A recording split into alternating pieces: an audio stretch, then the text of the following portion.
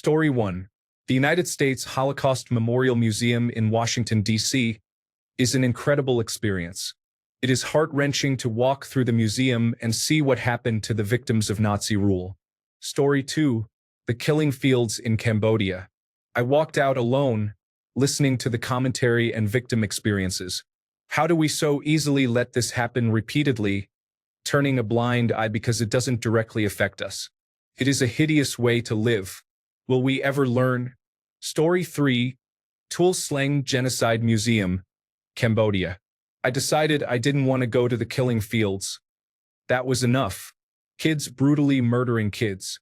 Story 4. The September 11th Memorial Museum was heart-wrenching.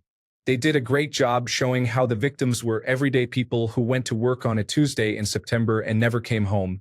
Story 5. The memorial at Oklahoma City was striking.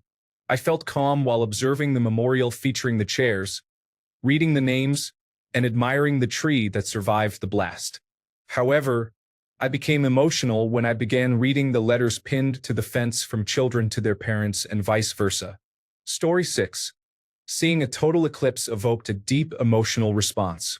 No level of partial eclipse compares. Story 7. Many people are sharing their sad experiences, but I want to express that my visit to Glacier National Park last summer brought me to tears. The sheer majesty of the park and its natural beauty was breathtaking.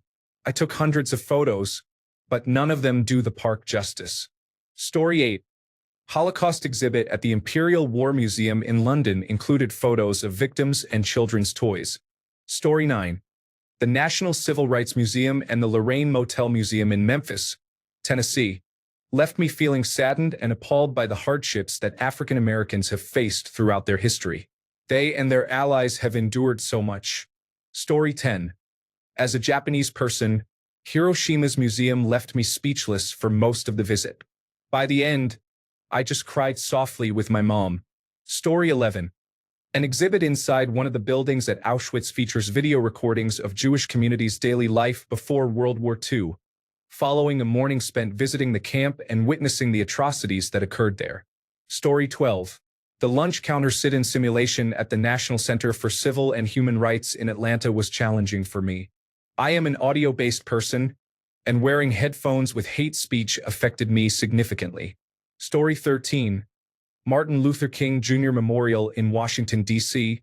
was impressive when it opened. I observed a multi-generational African-American family enjoying the monument. A grandmother in a wheelchair, an older man pushing her along, a younger mother, and her little girl were present. As an average white guy, witnessing a family of color who collectively must have experienced the full spectrum of American racial discrimination and violence was very powerful. I am unsure if it was intentional, but the large bust of Martin Luther King Jr.'s head appears to be purposefully ignoring the Jefferson Memorial across the water. Story 14. The Star Wars Galaxy's Edge at Disneyland made me feel like I was truly in the Star Wars universe. Story 15. The Van Gogh immersive experience was incredible. It was astonishing to see the images that he created. It makes you wonder what was in his mind. Overall, it was a very stimulating experience. It was remarkable, even for someone who is not an art enthusiast. It is one of the most impressive things I have ever witnessed. Story 16. At the MoMA PS1 Museum, there was an exhibit resembling a wake or funeral viewing, featuring a long altar in the middle. On the altar were numerous photos of transgender individuals who had died violently. The experience was incredibly sobering, particularly because the photos showcased very young people appearing happy and lively. Many of the images resembled social media posts, which emphasized the tragedy, as it was evident that many had died in recent years. Overseeing the display was a mural of Marsha P. Johnson.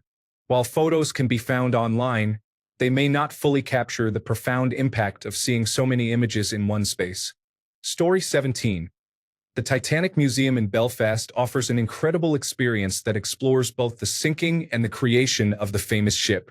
The first half of the museum highlights the significance and scale of the cruise ship's construction for Belfast's economy. A large window provides a view of the dry dock construction area where the Titanic and its sister ship were built. This is likely the closest any of us will ever be to the Titanic again. Story 18.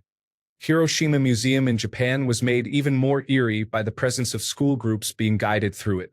That experience was challenging. Story 19. Not me, but my friend. This isn't as poignant as the top posts, but she saved up money to go to Tokyo Disneyland specifically for the Beauty and the Beast ride.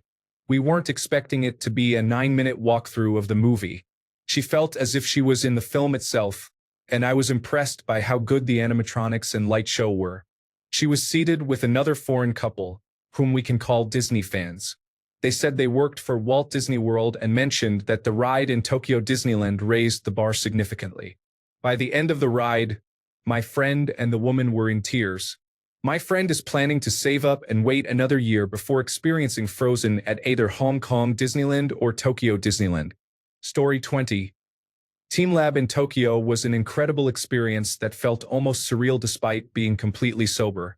I found myself overwhelmed with joy and emotion, shedding happy tears. In contrast, the memories of Ground Zero evoke sad tears. Story 21. The September 11th Memorial Museum has a heavy atmosphere, and it is incredibly quiet in most areas, aside from occasional bagpipe players and a few videos. They have a room with pictures of almost every person who died, and one of those was a vacation photo of a man standing in Rome. I recognized the area because I had been there before, and it struck me that I had a connection to this man. It is hard to explain, but it felt very profound at the time. It made the event feel more personal rather than just something that happened when I was younger. Story 22. Most recently, I wasn't really crying, but I felt incredibly close to that emotion while seeing the Grand Canyon. During a road trip, we traveled the entire Grand Staircase down to the Grand Canyon. Staring at it and reflecting on how long it has been there and how long it will continue to be moved me deeply. Story 23. The child room in the Kigali Genocide Memorial Museum in Rwanda moved me deeply. I cried several times that day while reflecting on it, and I rarely cry. Story 24. A positive cry. The frescoes in the Scrovegni Chapel in Padua. I didn't know that I would be so affected by the art of a man I knew nothing about, Giotto. It made me realize that I am probably not as much of a cultural barbarian as I think I am. Beautiful. Story 25. Not quite the same as a museum or historical location, but the opening scenes of Saving Private Ryan impacted me deeply. I had always heard about storming the beach at Normandy, but I didn't fully understand its significance until I saw that opening sequence. Story 26. Walking through old historical sites where you can almost feel the past around you is always surreal. Places like Pompeii or ancient castles have that kind of energy. Story 27.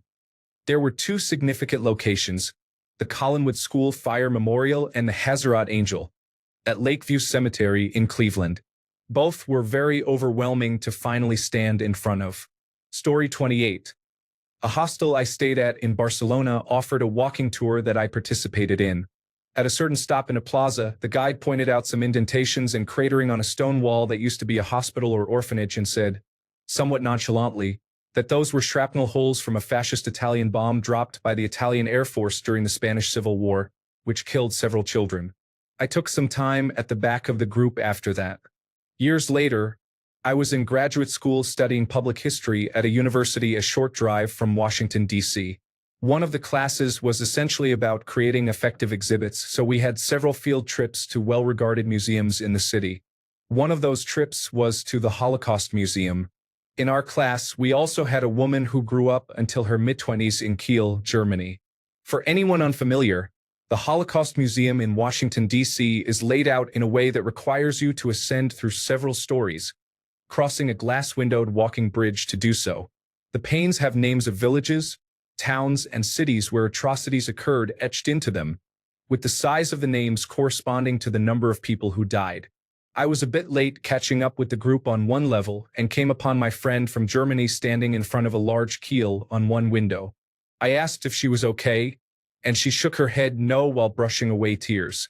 I inquired if she wanted a hug, and we embraced on the bridge, both with watery eyes for a while. On a brighter note, witnessing fox kits romp and play while their mother watched over them. as the late spring sun rose in the background over the Wind River Range, was delightful. I have a lovely photo I took of that fox family on my desk beside me as I type this, again with tears welling up because of the first two stories. Story 29. I should have specified happy tears because many comments are discussing the Holocaust, 9/11, and war memorials. Not that I have a problem with it, obviously. Story 30. I do not know how to explain it, but seeing Katmai National Park in Alaska at sunset felt nearly spiritual from my experience. I am not religious in any sense, but it felt spiritual in that moment. Story 31. I used to be a field supervisor for E&J Gallo, overseeing the transportation of grapes to the winery from the field. The work is usually at night, so the grapes won't spoil as quickly in the heat of the day. I was sent to a field in a remote area, somewhere between Taft and Bakersfield, which is not what you think of as pretty country. I arrived after dark and parked in the company truck on a raised dirt road while an industrial picking operation was taking place, likely for Thompson's white grape juice. The field they were picking was on the east side of the road. As the sun came up and I looked to the west, I saw easily 30 to 40 acres of roses in full bloom, with a different color every 10 feet. It was one of the most pleasant and truly unexpected surprises of my life. Story 32. Walking through old towns at night, especially those with deep history, can feel like stepping into another time. Places like Venice or Kyoto have an atmosphere that draws you in. Story 33. Ancient cedar old growth near Whistler, British Columbia. Standing beside those trees truly changed my perspective. Being so dwarfed by nature is breathtaking. Story 34. What is a location-based immersive experience? Are we all just accepting this kind of marketing language in everyday conversation now? Let's use real words. Story 35. In 2024, a total eclipse lasted about 3.5 minutes at my location. It was amazing, strange, eerie, and unexpectedly very emotional all at the same time. Story 36. The memorial to the murdered Jews of Europe in Berlin is truly stirring as you walk through the concrete slabs. Thanks a bunch for sticking around till the end of the video. Remember to subscribe, and until next time, stay awesome and goodbye.